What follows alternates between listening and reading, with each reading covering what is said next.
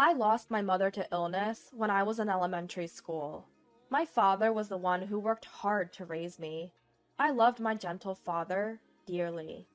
When I married my husband Ethan, my father shed tears and said, "Please, take good care of Lily."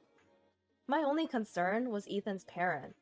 Both my father-in-law and mother-in-law graduated from prestigious private universities. They were true elite. Father-in-law established his own company when he was young and literally made a fortune in one generation. However, not long after we married, the company went bankrupt. It was because mother-in-law, who was registered as an executive, spent too much of the company's money. My desperate in-laws suggested moving in together. "Clearly, we're going to have children, and we can't afford to support you," Ethan argued. Listening to my husband's words, I sighed with relief. Unless there was a need for caregiving, I wanted to avoid living with my in-laws. It seemed my husband felt the same. Then father-in-law yelled, "Are you repaying the kindness of raising you with ingratitude?" Mother-in-law began to cry. "This is what happens when you marry a woman from a poor family. You've become rotten to the core." My in-laws wanted to live together. We wanted to avoid it. The conversation got nowhere. "It's really impossible to live together, but maybe we can send some money." My husband said that, and I glared at him. But paying money meant we wouldn't have to live together. I chose the option that would lighten my mental burden, persuaded by my husband. However, this was the beginning of our troubles. The agreement was to provide $300 a month, but they kept asking for additional money every month, saying, "We can't pay for medical bills and medicine," or "My back hurts, so I need to go to a chiropractor." I had my doubts about whether this was true, but I didn't feel like going to check. If we refused, they might bring up living together again. I grappled with frustration, but endured the constant begging for money. Our finances were barely making ends meet every month. That's why I started working part-time at a bar, leaving my young son Noah at the childcare center. The bar paid well, and they would let me take home leftover food. Somehow, we managed to stabilize our finances. And when Noah turned 10, my husband was ordered to transfer by his company. Since the transfer was to a rural area, Noah and I considered moving with him. But my husband said, "It's better to be near your father," and thought of my father, who lived alone. My father's house was about 20 minutes away by train. The transfer location was at a distance that required the use of a bullet train. I decided to rely on my husband's words. While I was working at the bar, my father would take care of Noah. He seemed happy to spend time with his grandson. I would take home food from the bar, and my father, Noah, and I would gather around the dining table. Noah, who never warmed up to his paternal grandparents, was unreservedly affectionate with my father. My humble and grandson-loving father, on the other hand, was the complete opposite of my in-laws. They would brazenly claim to be my parents and eat and drink as they pleased at the bar where I worked, leaving without paying. I paid all their bills. They didn't come often, but they seemed to show off to friends or juniors when they did.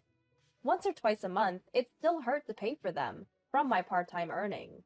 The manager often sent something and gave me substantial discounts, saying, "You're always working hard." I want to splash beer on them someday. How satisfying that would feel. I indulged in fantasies of defeating my in-laws. In the fall of Noah's junior year in high school, preparing for university entrance exams, I received a call from my husband. "I can come home in the spring." "Really?" "Yeah, and with a promotion to boot. I really put you through a lot. Let's live happily together again, the three of us." Next spring is looking busy. As soon as I hung up, the electronic sound of an incoming call rang out. Thinking it was my husband, I answered without looking. "What?" I inadvertently let out a careless, deflated voice. "Hello, this is the city hospital?" The caller explained the urgent matter in a tense voice. My father had collapsed and was taken to the hospital. He had stopped to buy Noah's favorite pudding at a convenience store and fainted in front of the cashier. I grabbed only my wallet and phone and rushed to the hospital. Although I couldn't get many details, I was told my father was in emergency surgery. Dad! I called out to him, praying, "Please make it. Please." When I arrived at the hospital, I gave the reception staff my father's name. "I heard he's in surgery now." I pressed the staff at the front desk, drenched in sweat. "Please head to the 4th floor." I was directed to the operating room. The surgery wasn't over yet, so I sat on the bench, praying and waiting. Several hours later, the doctor informed me the surgery was done. The diagnosis was a stroke. There would be a slight impairment in speech and motor functions, but I was nothing but grateful that his life was spared. Dad's condition gradually stabilized. During my free time, I visited the hospital, talking to Dad, even giving his immobile hand a massage. "Dad, today, Noah." I made sure to tell Dad all about Noah. His initial response was weak, but daily rehab was fruitful, and Dad started to show signs of recovery.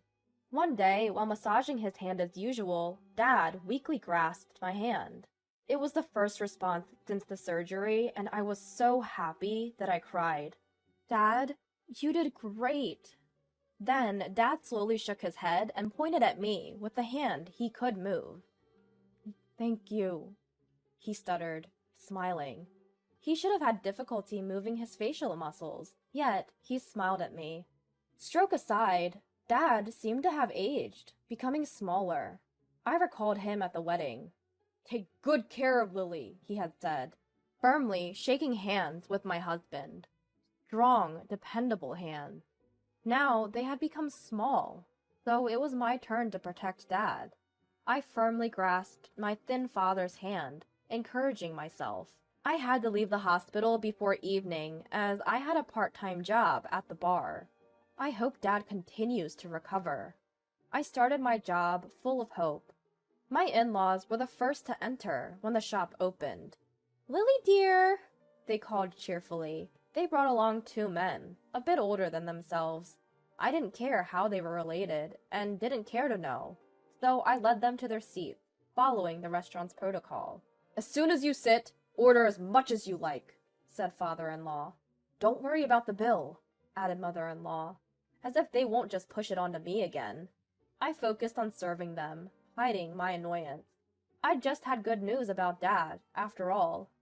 The peaceful events at the hospital were ruined by the in-laws in front of me.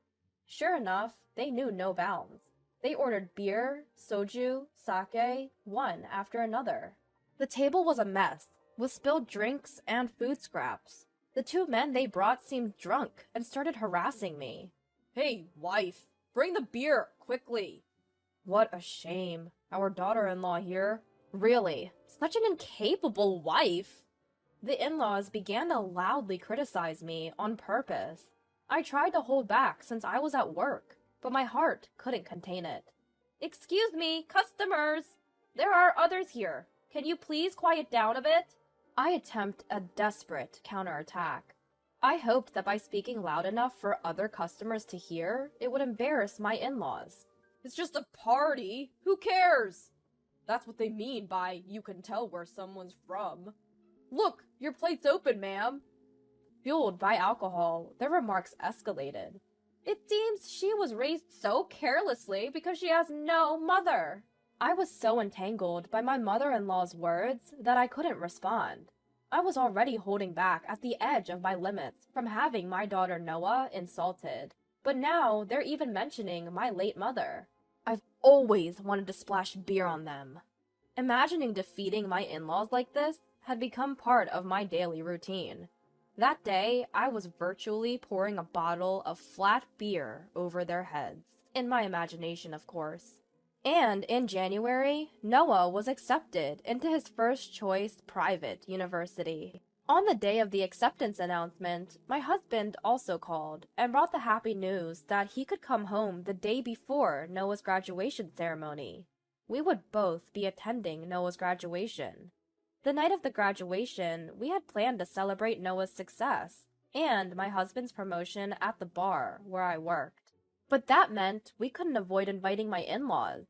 My father was still in the hospital, so he couldn't come. but ignoring my in-laws would cause problems later.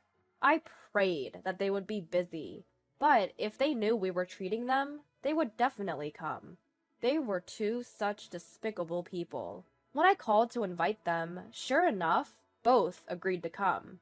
Noah's new private university is known nationwide as a prestigious institution, and my father-in-law pompously said, "He inherited my genes." Well, see you on that day. I quickly ended the call. The night of Noah's graduation, I happily walked to the restaurant with my husband and Noah, the three of us together, after a long time. The in-laws had already arrived by taxi, I was informed. The restaurant manager had kindly prepared a private room for our celebration. Just thinking about my in-laws made my stomach ache. Still, I decided to smile as much as possible in front of the family and entered the restaurant. We took our seats and toasted with bottled beer for the adults, juice for Noah. "Noah, congratulations!" My husband smiled warmly at him. "Congratulations on your promotion," I said to my husband, raising my glass. "I'm really looking forward to college in the spring," Noah exclaimed. "Here, this is from Grandpa." I handed Noah a cherry-colored envelope. Grandpa here refers to my father, of course. From Grandpa? Noah joyfully accepted the envelope. It's not much, but he said to enjoy college life. Grandpa prepared this celebration gift with a nurse's help, even though his hands still aren't moving properly, I explained. Just knowing my father's feelings was enough. I had reported to my in-laws over the phone that my father had a stroke and was hospitalized. They were out playing and only responded, "Oh, really?" Watching them, it suddenly hit me. "Speaking of which, it's really tough, huh? A stroke," he said nonchalantly. I was used to it by now, so I brushed it off. Yes, it is. But the progress is good. My father-in-law didn't seem to like my indifferent attitude, and mocked my collapsed father.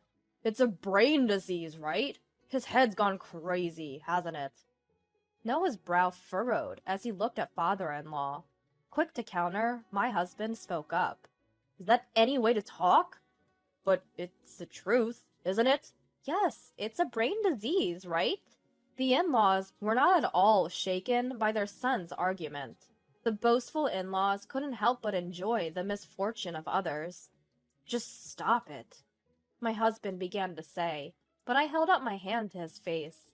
Then I splashed the lukewarm beer that was left in the glass right onto father-in-law. The flat beer left in the bottle was poured over my mother-in-law. I could endure them speaking ill of me. If it doesn't reach Noah's ears, I can bear it. But I couldn't stand to hear them say that my father, who had raised me with all his might, was crazy. My father's hand had become so small. It was up to me to protect that hand. I glared at my in-laws. "Don't mock my father." The in-laws were at a loss for words, having beer suddenly thrown on them. "It was just a joke! Come on!" Father-in-law retorted in a low voice. My husband then countered, "Dad? Mom?" They slowly looked up at their son's voice. "There's a reason why I invited you here today." My husband pulled out a single note from his wallet. He placed it where the in-laws could see, like a slap in the face. On it was a detailed list of the in-laws' extravagant spending. A bus tour with friends, luxury spa treatment, purchasing designer bags, and much more. "You can find out about this stuff easily," he said. The in-laws no longer tried to make eye contact. Everything my husband had found seemed to be true. "If you can afford to live so luxuriously, you don't need our support anymore," I quickly followed up. "No, that, well..." Cutting off father's indecisive words, I said, "You don't need it, right?" "But just the allowance," mother-in-law pleaded. "No, we won't send any more money. We're cutting ties too," my husband stated firmly. "Please go home." My disheveled and soaked in-laws looked at me with stunned expressions. "Please leave." I pointed to the exit and said it once again. Under the pressure of my firm stance, my in-laws slithered out as if crawling on the floor. It seemed my husband knew everything. He knew the torment I was going through. Apparently, Noah would sometimes stop by the bar to say thanks for the meals. But, embarrassed to be seen by me, he waited until I wasn't there. At that time, the manager had been reporting to Noah how I was being treated by my in-laws. "It's hard to tell a child this, but please protect your mom," he was told. Noah had discussed this with my husband. My husband had declared that when he returned, he would sever ties and stop all financial support. However, he had asserted that it would only be carried out once he was back, since he couldn't protect Noah or me when he was away. And so, my husband stopped the payments as promised. Every day, my in-laws called, probably to demand the money. Before cutting ties completely, I unleashed everything I wanted to say to my in-laws. There's nothing to fear, since I'm ending this relationship. After ending the call unilaterally, I blocked my in-laws' contact. A few days later, my in-laws seemed to have asked my part-time job's manager to help them get in touch with me. They did this multiple times during business hours. The manager, annoyed, lost his temper. "Don't ever come back to our store," he yelled, throwing an empty beer bottle and chasing them out. In the conversation between my in-laws at that time, I heard words like payments and monthly installments. So it seems they are likely taking cash advances or making installment payments, unable to lower their standard of living. Serves them right. I'm now working at the second bar, opened by the manager. He made arrangements to ensure that my in-laws couldn't harm me if they came to the store. My father will be discharged from the hospital soon, and it's decided that we'll live together in this house. My husband and Noah both fully agreed. As I cleaned the room that will be dedicated to my father, I thought back to his small hands.